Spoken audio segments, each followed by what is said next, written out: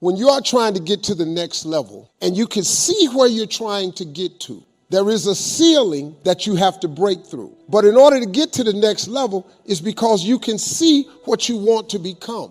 But the only reason you can see the next level is because this ceiling is made of glass. In order to get to the next level, you must be willing to break through the glass. Anytime you break through glass, you are going to get cut. You are going to bleed. And in order to get to the next level, you are going to have to give up something that you care about. You cannot take everything with you. Everybody come with you can't go with you. So when you go through the glass ceiling, you have to be willing to get cut. The cut is going to put some bruises and blood. But that's the only way to get to the next level. I understood that. I knew that I could not remain the same and change. You got to grow. You can't hang out with everybody you've been hanging out with to go to the next level. You can't do everything you used to do. If you do that, you'll never grow. The thing that you want the most of, it's the very same thing that you're going to have to give the most of. I'll say it again. The things that you want the most of, that very same thing is the thing that you're going to have to give the most of. See, there is no theory of Newton, behind every action there's an equal and opposite reaction. Behind every action there's an equal and opposite reaction. Well, that happens throughout all the principles of success too. I want you to understand something. See, you can't have peace if you're practicing war. Tell me how that works. You can't have progress in your life if your business is holding someone else back. It cannot happen. But if you're climbing a ladder and you're stepping on each rung of the ladder, and that's producing progress for you, you're progressing up the ladder. That means every step you step on another rung going up, you are taking another step higher. If you one time stop putting your foot in front of the other to step on the next rung, and you look over and you take some time out to push someone off their ladder, or you lift your foot to kick them off one of their rungs of the ladder, guess what you have done? You have immediately stopped your progress. You can't progress and be in the business of holding anyone back, anybody, because to kick somebody off the ladder, you got to take your foot off of yours, and you got to be careful when you do that. Because he ain't the only one who can slip and fall. If there is joy you are looking for in your life, you cannot be in the business of passing out pain. You cannot, man. Look, oh God, I want to have a wonderful life with this person over here, but you steady creating pain in somebody else's life over there. You ain't finna have no joy. Something I really wanted to say to you, because I want to give it to you the way I got it. It kind of just really, really hit me within the last 6 months. I kid you not. Just kind of really hit me of late, I guess I'm saying. It's something that I learned, man. I got it a couple of ways. I was watching this movie. I was reading this book. I kind of got it a couple of ways, but it came to me, it just dawned on me how correct it was, and how oftentimes I've shot myself in the foot. How many times I had blocked so many blessings that could have come my way had I just been a little bit more of this. And I learned it, and I stopped blocking them, and it's starting to really, really open up the pipeline into my life, the pipeline of blessings. It could be whatever you need. It could be money. It could be family. It could be relationship. It could be education. It could be peace. It could be relevance. It could be any number of things. Whatever you hope for is that you consider success. It don't have to be money, but if that's on your list, you can get some of that too. But listen to me.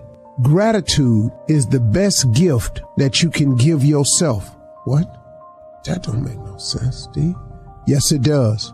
Gratitude is the best gift that you can give yourself. It really is, man. Gratitude is the best gift that you can give to yourself. See, don't you get it? If you're grateful for what you have, for whatever it is, you open up the pipeline for more to come in. Let me tell you why. Because you're not complaining about what you have. Oftentimes, we can't show gratitude. We don't have time to be thankful, or we can't give a full compliment of appreciation because we complaining. Man, I don't ever get this. I only got this. My car can only go this far. I can't. All I got is this right here. Every time I turn around, something broke on this car. Well, while you complaining, suppose you reverse that. Just suppose. I thank you for the house that I do have, for a roof over my head. I thank you for shelter. I thank you for having a home. I thank you for having a mortgage to pay. I thank you for being able to come up with this rent to stay here. I thank you for all these things. I thank you for how when things go wrong in my life, you're always there and get it fixed and straightened out for me. I thank you. I'm grateful for you. Okay, now, let me ask you something. If you were a person that was providing these things for someone, let's say you were the person that was providing shelter, heat, roof over your head, a place to stay. Let's say you were the person that was providing that. And the person that was receiving it, who has nothing but that, was always complaining about it. Every time you turn around, now you done gave this to this person. You done let them have it. But every time you look up, they complain and they pointing the finger at you. Look what I ain't got. I ain't got this. You got it. And you be sitting with that dog, man. I gave this to them. And they just steady complaining about it. Now, let's say you gave the exact same thing to someone else. The exact same thing. Shelter, roof over your head, house in the same condition. Look just like the house you gave this person that was complaining. But every time you turn around, it was telling somebody, you know what, I sure appreciate this. I sure appreciate this place to stay, man. My family, man, we don't know where we'd be without it. I sure am grateful, man. It was raining the other day and then the drop get on us, man. We was in this house, man, and oh man. You know, some things go wrong with it, but man, I sure glad I got this right here because it always make a win somehow. Somehow it always works out. Now, if you were the person that was providing these things, and this one person that had this house that ain't as sharp or as good as the other houses was complaining all the time about it, but the other person over here was grateful for it. When it came time to fix up the house, improve the house, add more on to the house, or maybe you had another house to give away, who would you give the house to? I think logically you would give it to the person who has shown the most appreciation for it. I bet you, man, if I done gave somebody to something and all they do is complain about it, I can assure you that if they come back to me for some more, I'm going to be real slow to grant that wish. Cause man, the last time I gave you a place to stay, I know it wasn't the best house on the block, but you didn't have nothing when you came to me. And I gave that to you. That the more gratitude you show, the more grateful you are, the more blessings can come your way. It only makes sense. So that's why I'm telling you, gratitude is the best gift that you can give yourself. You know, in my book, Act Like a Lady, Think Like a Man, I told people that men love three ways. They profess, they provide, they protect. And that's the core essence of a man's love. Well, there's some other P's in life too. The number one thing you have to understand about trying to be successful, and I guess I call this the 4 P's. I may come up with 5 along the way. I don't know. I'm just talking as it's given to me. So I'm going to start by saying that these are the 4 P's of success that you have to get ready for. Number 1 is pressure, pure pressure. Being successful is just pressure. A lot of it is applied by the circumstance of what you're trying to go for and what you're trying to do. But a lot of it also is self-imposed pressure. It's what you put on yourself to make it. It's a sense of urgency.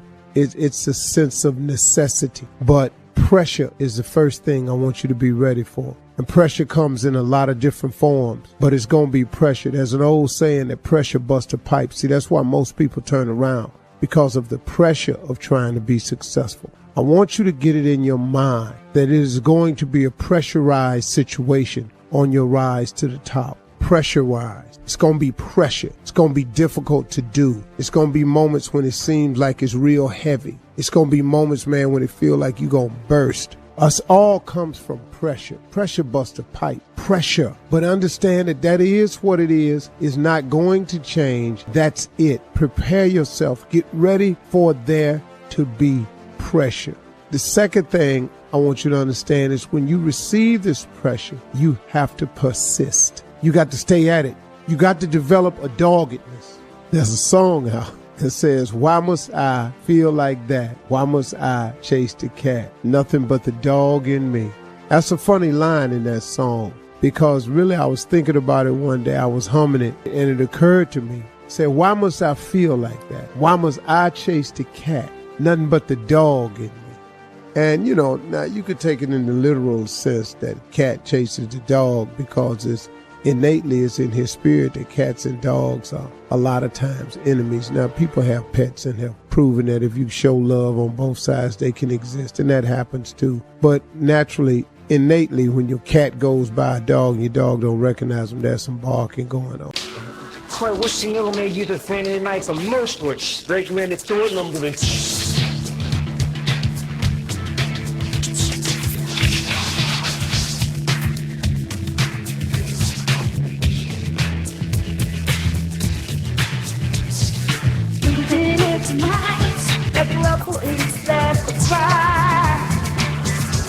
When I'm ripping me down, you know what I speak to me. They have the number for squirrel side. Though it's working done. Don't let me believe me.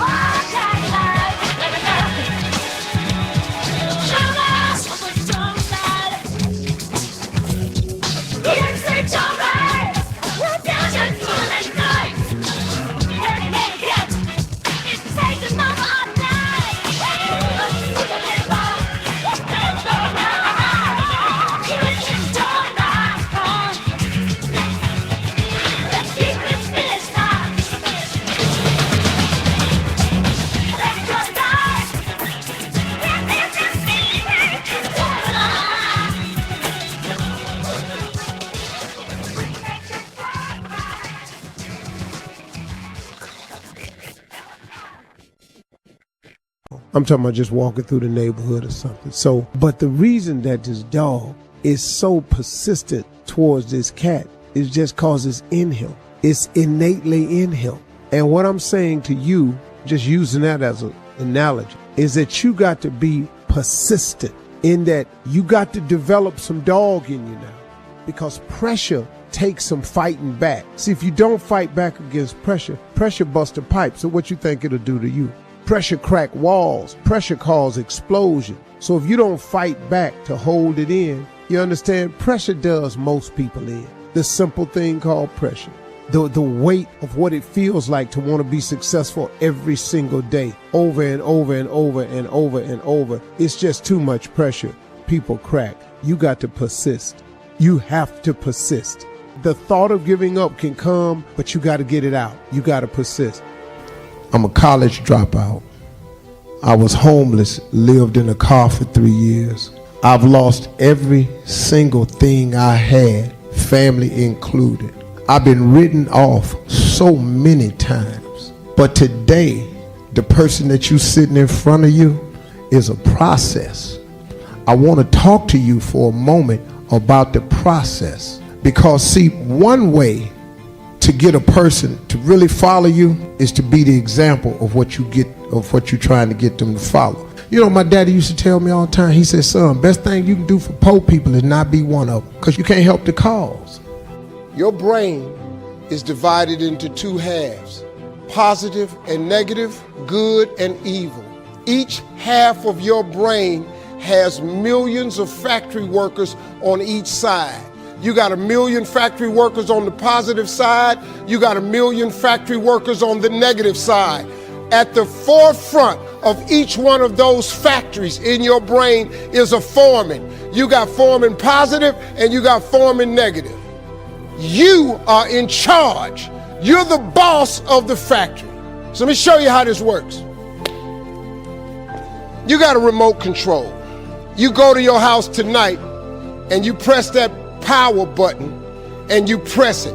When you point it at the TV, what do you expect to happen? You expect TV to come on. You press the power button, you expect the TV to come on. If you want to watch HBO, and HBO is channel 300, and you press 300, and then you press select, what do you expect to come on that TV? And what comes on that TV? So now, since your brain is in two halves, let me show you how this works. You wake up in the morning and you say, man, I don't feel myself today. I got up on the wrong side of the bed. I'm not a morning person. Forming negative. Hears that. He steps to the front. He said, what did you say? You say, I said I woke up on the wrong side of the bed today. I'm not myself. I'm not a morning person. He says, you got it right away. He said, hey, the boss just woke up and said he's not a morning person. He's having a bad day today, and he ain't feeling himself. Let's get to work. The million factory workers start producing thoughts to justify what you just said. So now guess what? Man, I hate my alarm clock went off this morning. I got to get out here in this traffic. I'm gonna drive down here today. I don't even like these people on my job. I can't stand this car I'm finna get in this morning. Sure wish I had a new car, but I'm driving this ragged ass car. And on and on and on. And your day starts tumbling into what you ordered at the top of the day. You could wake up in the morning and you say, you know what? Today is gonna be a great day today. I expect something really good to happen for me today. Man, thank you, Lord, for waking me up this morning. He said, what did you say? You say, I said I'm having a great day today. I expect something good to happen today. Thank you, Lord, for waking me up. Forming positive turns around and goes, all right, let me have your attention. Steve's having a great day today. He's expecting some wonderful things to happen.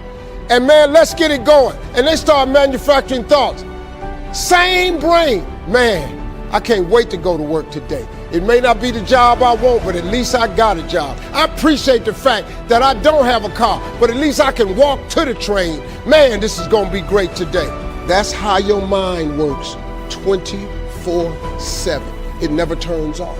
You have got to change the way you think. It is the whole determining factor of where you go in life. We are all where we are today because we thought ourselves to this position. If you don't like the position, think yourself out of it. Change your attitude, you change your altitude. I'm going to tell you something that every successful person has to do, including you.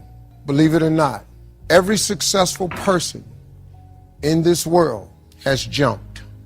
I'm going to tell you what I mean by that. You are going to have to jump. You cannot just exist in this life. You have got to try to live. If you are waking up thinking that there's got to be more to your life than it is, man, believe that it is. Believe in your heart of hearts that it is. But to get to that life, you're going to have to jump. You see people in life, when you're standing on the cliff of life and you see people soaring by, when you see people soaring, going to exotic places, you hear about them doing wonderful things. Maybe you look up the street and your neighbor just gets a car every year, every 2 years. You know, how is he doing that? Have you ever thought, maybe this person right here has identified their gift and is living in their gift? Because your Bible says, your gift will make room for you.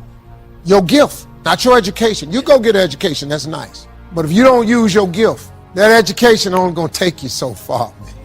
I know a lot of people got degrees, man. They ain't even using them. It's your gift. But the only way for you to soar is you got to jump. You got to take that gift that's packed away on your back. You got to jump off that cliff and pull that cord. That gift opens up and provides the soar. If you don't ever use it, you're gonna just go to work. And if you're getting up going to work on a job every day that you hate going to, that ain't living, man. You just existed. At one point in time, you ought to see what living's like. But the only way to see what living like, you got to jump. And here's the problem.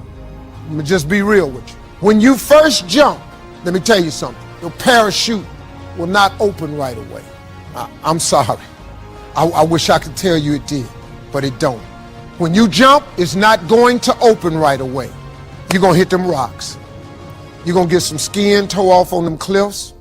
You're going to get all your clothes tore off. You're going to get some cuts on you. You're going to be bleeding pretty bad. But eventually, the parachute has to open.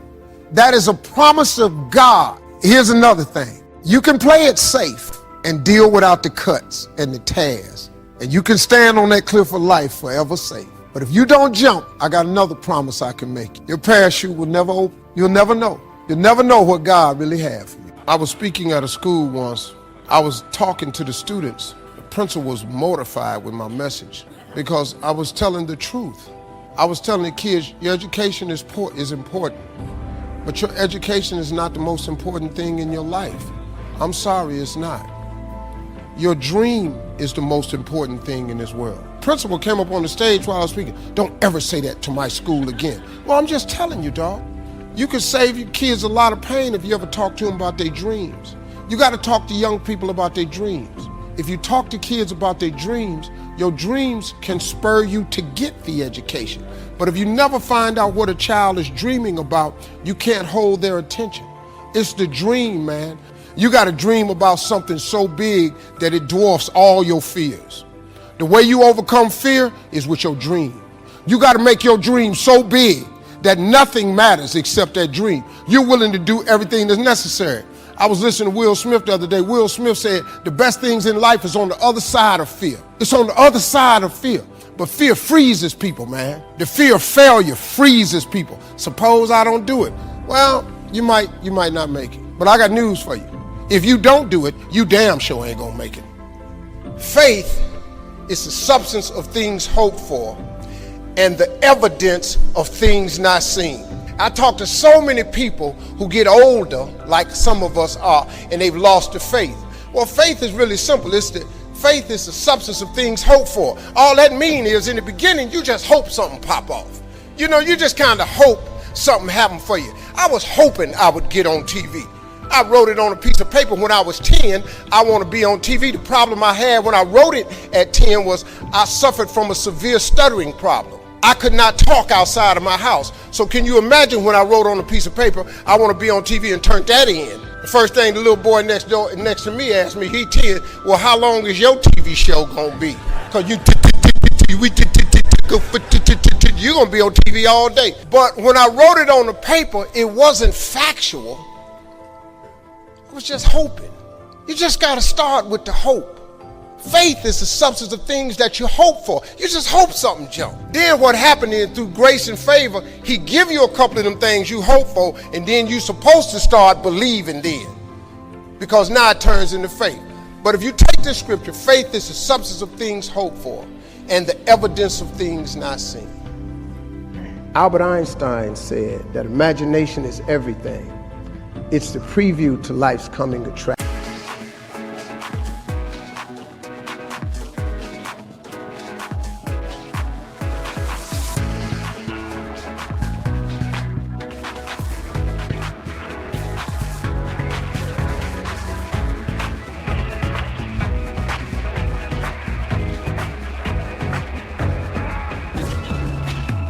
Use myself in a storm that I've been losing all of time. This is when I get down,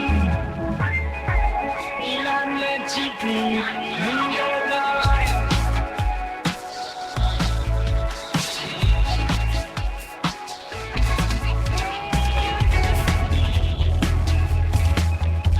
The victims of you won't dance with me now.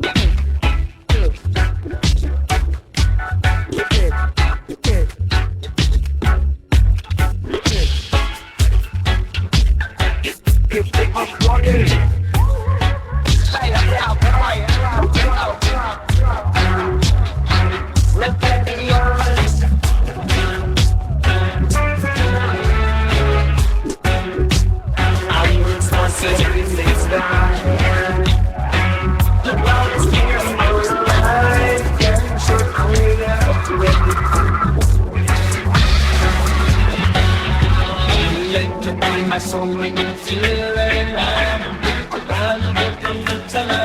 Let's ride up the start of all the dice. It's fine, they don't chase. We can deny.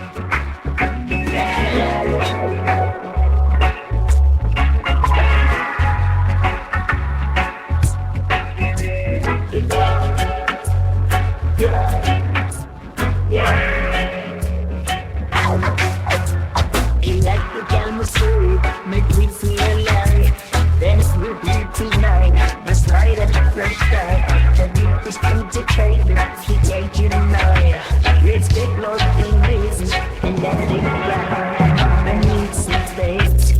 Then my favorite. And we'll never forget the best boy now. I don't want. We keep coming back. We know the words can last. The road in eyes. Yes, I am signing me. You spend my me.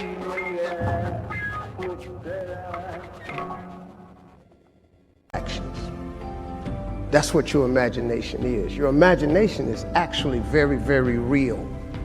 Everything you imagine could be a preview to life's coming attraction. Everything we have today came from somebody's imagination. Somebody was talking on the phone with that cord on the wall and got sick of it and said, you know what, man, if I could just go outside and talk on the phone, ta-da, we got cell phones. Somebody got tired of driving across the country and said, man, if I could fly over there, boom, we got airplanes. Imagination is everything. It's a preview to life's coming attractions. Everything you've ever imagined is real. The problem with most people is you think your imagination is hocus pocus. It's really not. It's a preview of a coming attraction. If you react to your imagination, that's where your real life is. It's just God showing you what he has for you. The problem people have is they tell their imagination to the wrong people. See, if you want to kill a big dream, tell it to a small-minded person. It's dead. How many times, man, have you had a tremendous idea? Something you thought was the one, and you went and told it to your loved ones and your so-called friends, and they shot it down. I mean, you was convinced that it was just, oh man, I just came to you. And you told it to them and they shot it down. And you thought since they was your loved ones and their friends and they got your best interests at heart, you believed them. You was wrong. You let them talk you out of what God got for you. As a kid, you know, I didn't know, but my gift is that I found out later on. I have the ability to think extremely quick, and I can take any piece of information and transpose it into comedy immediately. Now, when you're a kid and you don't understand that, you get in a lot of trouble.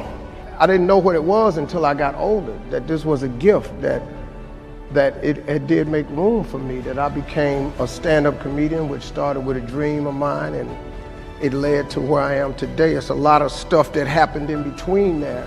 But your gift is the thing that you do the absolute best with the least amount of effort. That's your God-given gift, and everybody has one, and God gives it to you at birth. You don't have to go anywhere to discover it. It's not in the water, it's not on a mountaintop, it ain't hid under a rock. Your God-given gift is instilled in you at birth. If you pursue that as opposed to your passion, there lies your greatest chance for success. The problem with people is we don't pursue our gift oftentimes. We try to go get an education and make it think that's going to get us somewhere. If you identify that gift, man, that gift is the thing that can make you great. We're all participating in this thing called life. Life has ebb and flows. Mountaintops, it's got valleys, it's got thunderstorms in it, earthquakes. This life, you stop expecting it to go smooth, because it ain't finna go smooth. The road to success is always under construction. This life ain't set up to be smooth.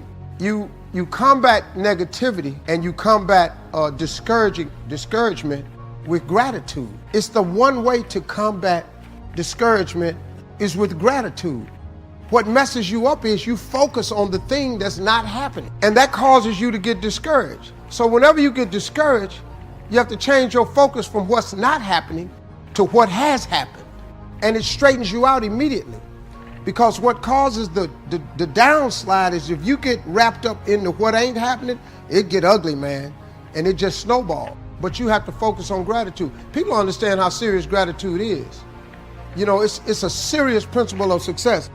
It's hard to be miserable and grateful at the same time.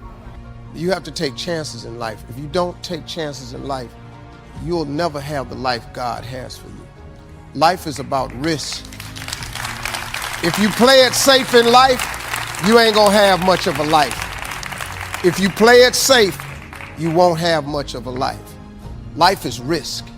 It takes courage to pursue your dream. I just did it.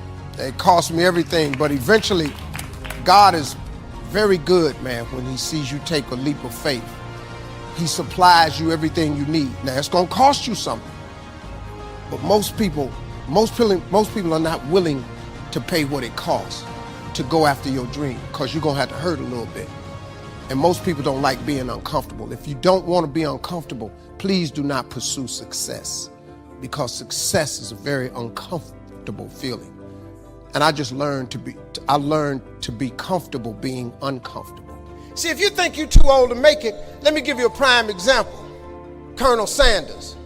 Colonel Sanders has been frying chicken his whole life. He was telling everybody he had the best chicken in the world. Ain't nobody believe him. They turned him down everywhere. Colonel Sanders didn't get a franchise till he was in his 60s.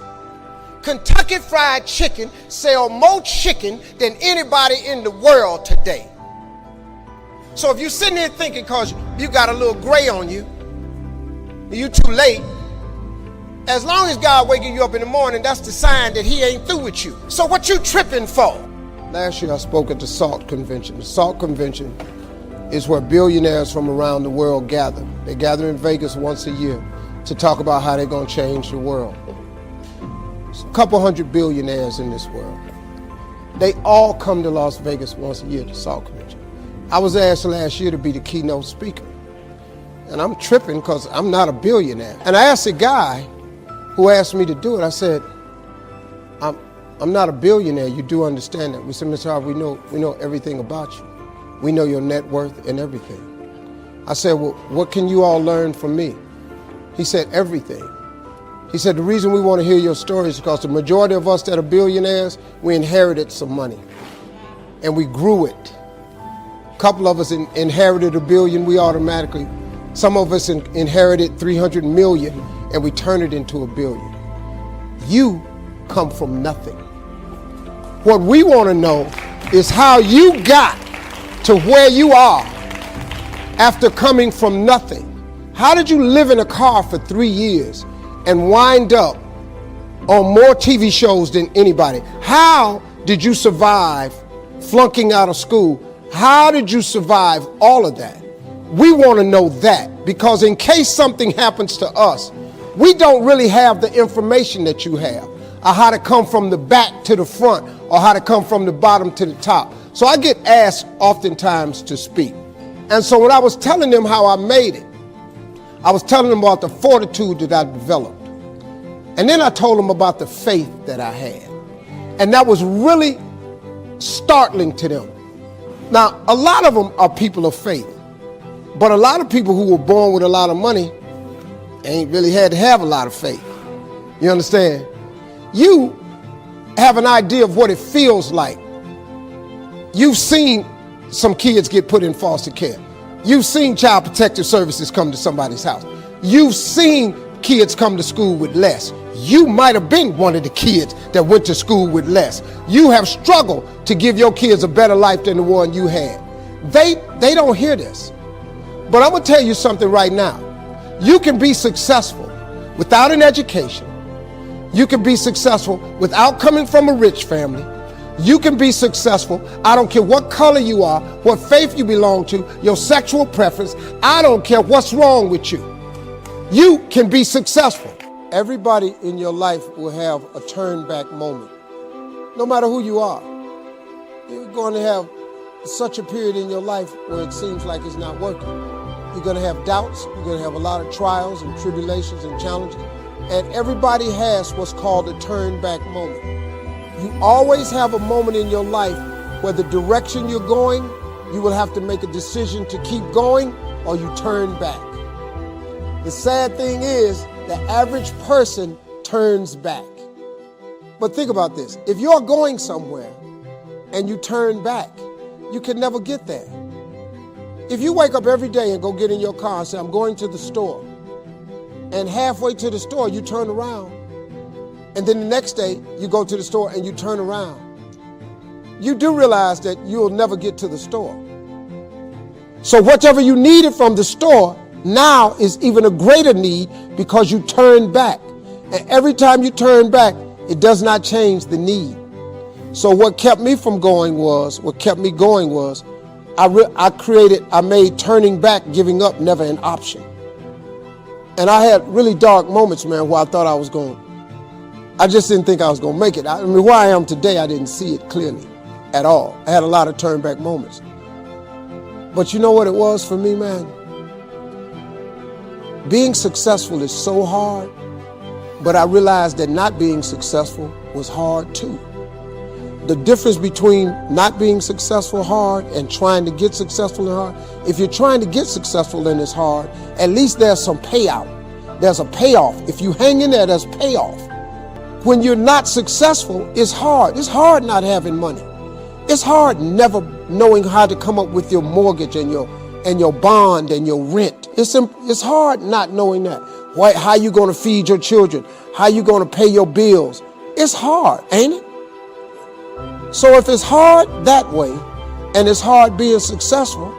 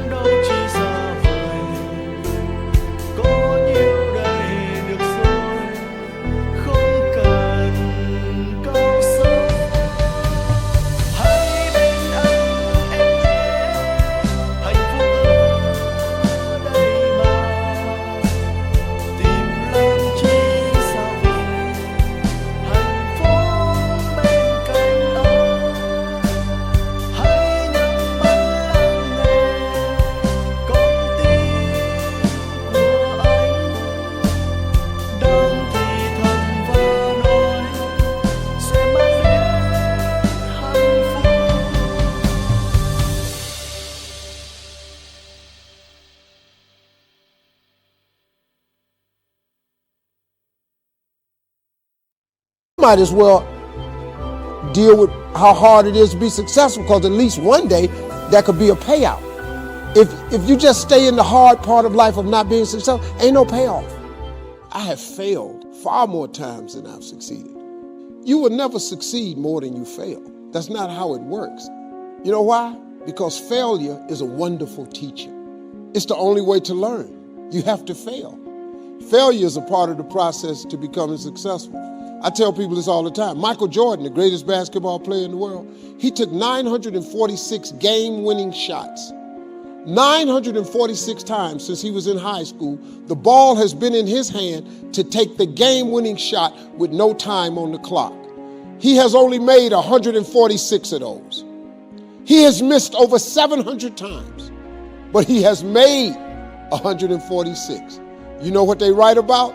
When you make it. They write about when you make it. So guess what?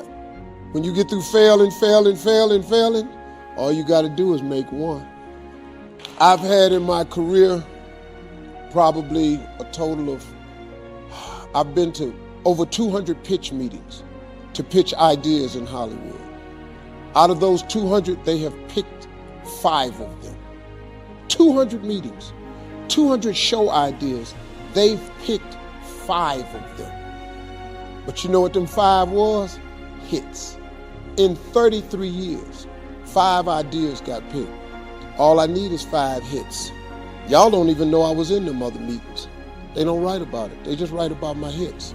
You just need a hit, man. So when you fail, it's a part of the process. Keep going. You're supposed to fail. Shit, who you know that gets it right all the time? That's impossible. You have to fail. Matter of fact, when you fail, be glad about it. Every time you fail, you're one step closer. So every time you fail, say, whew, got that out the way. Go to the next one. Fail again, okay, I got 2 out the way. What's gonna happen is if you just keep swinging, you're gonna get a hit. Through all the things I've gone through in my life, I had a lot of downs. How did I keep the faith? It was a couple of reasons.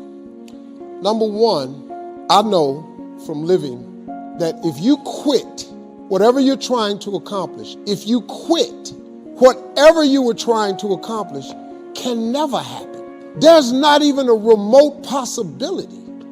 If you quit, there is no chance of it popping back up again, coming back later. Quitting is guaranteed failure. Now, when you're trying, you're going to fail. But quitting, just stopping, that was the number one thing I understood. And then number 2, you have to make sure that your dreams, your aspirations and goals are so big that not accomplishing them is not an option. You have to want something so big that it wakes you up in the middle of the night. You have to want something so big that you think about it all the time. You have to want something so big that it drives you to wake up when you don't want to. It keeps you up at night when you long been sleepy. It makes you show up, do things you wouldn't normally do. It requires extra. If you want to be extraordinary and not ordinary, if you want to be ordinary, live your life. But if you want to be extraordinary, you have to be extra. If you put extra on top of ordinary, that word is extraordinary. It requires an extra effort. Now, if you don't want to do the extra effort, you finna be regular. There's nothing wrong with being regular. A lot of people are happy being regular. I just wasn't. I didn't want to be regular. If I didn't want no regular house, I didn't want no regular car, I didn't want no regular clothes, I didn't want no regular checking account. I just didn't want it. I wanted to have an exceptional home. I wanted to have an exceptional bank account. I wanted to travel exceptional places. Now, if you don't want that, it's perfectly fine. You can be really happy being ordinary. But if something's burning in you, you got to deal with it. If you don't deal with it, you're going to be disappointed, man. See, being regular, there's nothing wrong with it. Discipline determines your destiny, not your desire. You've heard me say this how many times on the show? Okay, here we go again, Steve. I got it. Faith without works is dead. But let me tell you something. To be a hard worker, you got to be disciplined. That's one of the hardest lessons I'm trying to get through to my sons.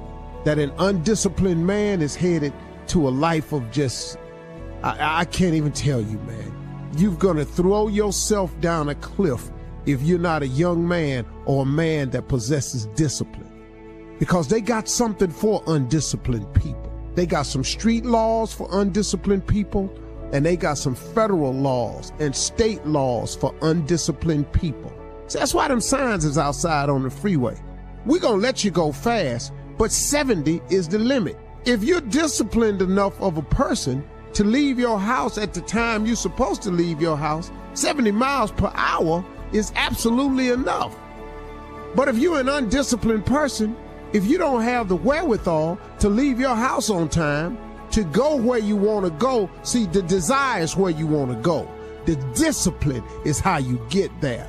You know, you understand? You can want to go to see your family in California all you want, but the flight leaves at 1:18. You leave your house at 12:30. They told you you must check in 1 hour before your flight. Now, if you ain't got the discipline to get to the airport to check in 1 hour before your flight, leaving your house 45 minutes before the flight departs, what you think gonna happen? Your desire to go see your family in LA is going to be thwarted because you lack the discipline to prepare yourself and get yourself ready to do the things that you have to do to make your desires come true. I'm telling you, discipline determines your destiny, not your desire.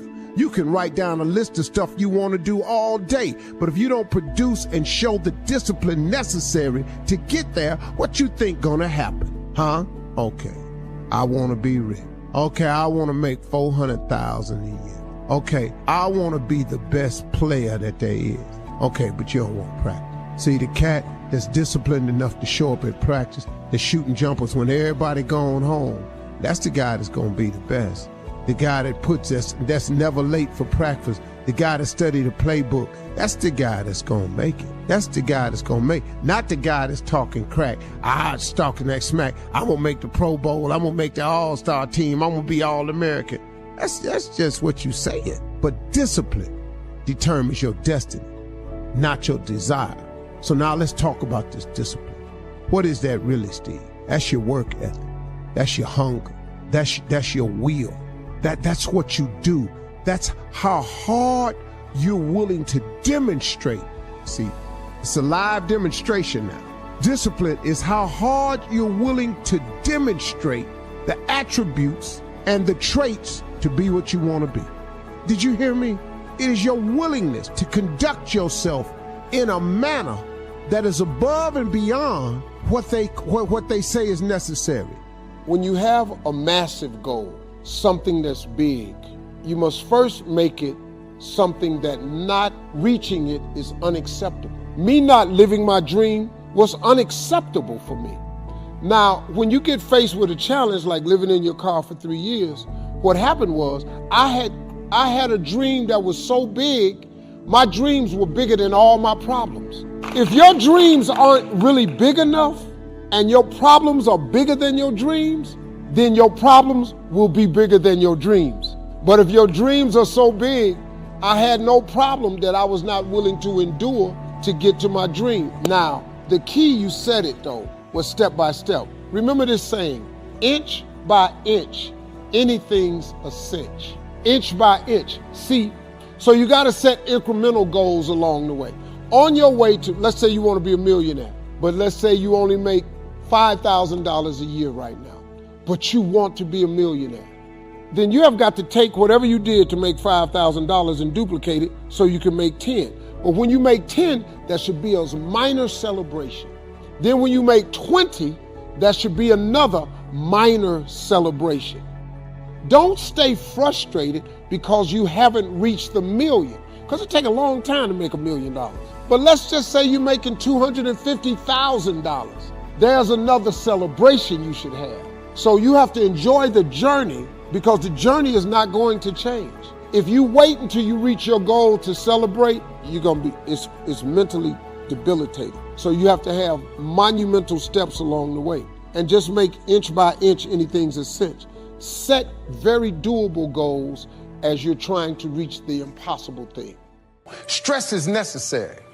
So you got to be willing to go get it every day. There's a story my father told me all the time. Now, I've heard it several different ways, but I'm just telling you the way my daddy gave it to me. He said, son, he said, every morning on the plains of the eastern Serengeti Desert, there arises a gazelle that realizes that he must run faster than the fastest lion, or he will be eaten and he will die that day. On that same desert arises in the morning a lion.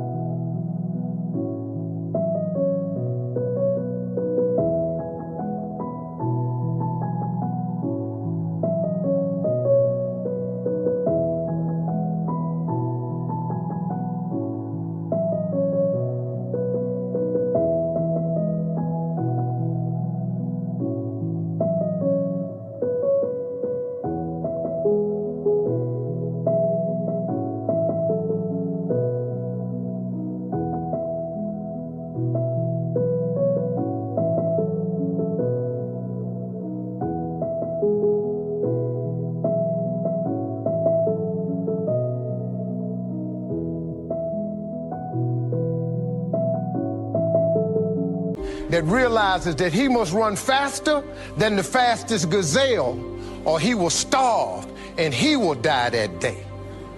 He say, son, the moral of the story is, no matter who you is, when you wake up in the morning, you needs to be running. What he taught me was a work ethic of how to work. In order to get to where you want to go, you got to put yourself under some stress, though. See, stress is necessary. See, I'm a seed. I really am. But a seed has to be planted. A seed got to have dirt put on top of it. If you take a seed and throw it on the concrete and walk off, the sun just burn it up. But guess what? Logically, in my mind, it doesn't make sense that to grow something, you should dig a hole, put it down in there, and cover it with dirt. Logically, that don't make no sense to me. But oh, though. See, dirt is necessary for growth and development. If you want to kill a big dream, tell it to a small-minded person. I told everybody at 10 years old I was going to be on TV. I had a little problem when I said that. I had a severe stuttering problem. I could not talk outside of my house. I went to school, church, anywhere. I locked up. I couldn't go to the store. I just stuttered profusely, man. It was a horrible experience for me. So when I wrote on that paper, the assignment was write on a piece of paper what you want to be when you grow up. I'm 10. I wrote, I want to be on TV. That was that faith, the belief in things that you cannot see. I ain't see no way I could be on TV, but I wrote it down. I didn't know no better. I'm 10. I wrote it down. Teacher called me to the front of the class. I thought I'm going to get me a gold star because she had everybody stand and read their paper and their name. She called me to the front. I'm thinking, I'm going up here to get a gold star. I ain't never had one before. This must be, my answer must have been really good. I can't tell you how wrong I was. That lady didn't call me up there to give me no gold star. She called me up there to humiliate me. And when I got up there, that lady lit into me. She said, why would you write something like this on your paper? First of all, why you called me up here? You know I can't talk. You already know I can't talk. And she just said, why would you write something like this on your paper? And I'm standing there, I'm trying to get it out. She said, who in this school ever been on TV? Who in your family ever been on TV? Who in this neighborhood ever been on TV? She said, look at you standing there, you can't even talk. How they gonna put somebody like you on TV? So every Christmas, I send her a flat screen TV. I want her to see what God had done for me. I wanted her to see that no matter what she said about it. Attitude determines your altitude. If you're a positive person, positive things happen to you. If you're a negative person, negative things are going to continue to happen for you. If you can put that in your scope this year, just change your attitude. Wake up and smile. How about just wake up and be grateful? Life is really 10% what happens to you, and 90% what you do about it. Look, everybody in this room, everybody watching, everybody got something they got to deal with. Get to dealing with it. Stop complaining about it. Complaining about it only makes it stay present. Don't give up when reaching your dream is difficult. Listen, if success were easy, you've heard it a million times. Everybody would be successful. It requires a grit and a toughness to be successful. But I got news for you. It's something that all of you have in you. Now, whatever you've been through, whatever that is, guess what? You're still here. Whatever you think riches is, that's your definition. There's a survey that says riches and success is being happy. Well, all you have to do then is determine what is it that makes you happy and start down that path. Now, to find true success, I believe that you've got to do some work because it's not free. Everybody would love to wake up and just be happy and bubbly, but it requires some work. So I want to share with you something from my book, chapter 11. There is no self-made man. Now, most of us want to believe that we're independent, that if we set our minds to do something, simply it can get done. Well, I got news for you. Unless you look to others, you can work twice as hard to get half as much. Sometimes you need a partner in a deal in order to aid you along the way. There is nothing wrong with asking for what you want. You know, for a long time, I used to think that the path to success was going at it alone, because I was always busy priding myself on not asking for help. I was homeless. I didn't want to ask for help. I lived in a car. I didn't want to ask for help. And I almost missed out. I didn't realize how many people were willing to have discussions with me about success. You know, most people that are successful, if you ask them for help, they'll give it to you. I'm talking about advice, principles, solutions, not money. Don't walk up to a wealthy person and just ask for money. You know how many times they done got that? But if you're interested in learning how to fish, a lot of people that teach you how to fish, as opposed to giving you a fish sandwich, because they know if they give you the fish sandwich, you're gonna eat it, you're gonna have to come back. A lot of people have helped me along the way. Magic Johnson, Oprah Winfrey, the president.